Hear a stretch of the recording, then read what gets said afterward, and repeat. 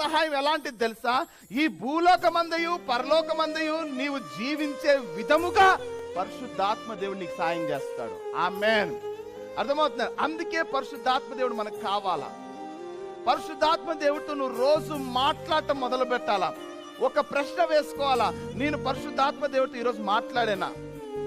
పరిశుద్ధాత్మ దేవుడితో ఈరోజు నడిచానా? నా ఫీలింగ్స్, నా హృదయంలో నా ఎమోషన్స్ పరిశుద్ధాత్మ దేవుడితో నేను పంచుకున్నానా? పరిశుద్ధాత్మ దేవుడితో నువ్వు ఎంతగా నమ్మకంగా నడుస్తావో నీ జీవితము మారిపోతుందని. ఆమేన్. నీకు తెలియకుండానే నీ జీవితం మారిపోతుంది.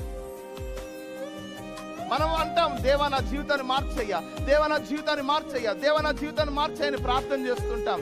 జీవితాన్ని మార్చే వాడు నీ శరీరంలో ఉంటున్నాడు, ఆత్మీయంగా నీలో నివసిస్తున్నాడు, నీ ఆత్మతో సహవాసించడానికి ఆయన సిద్ధపడి ఉన్నాడు.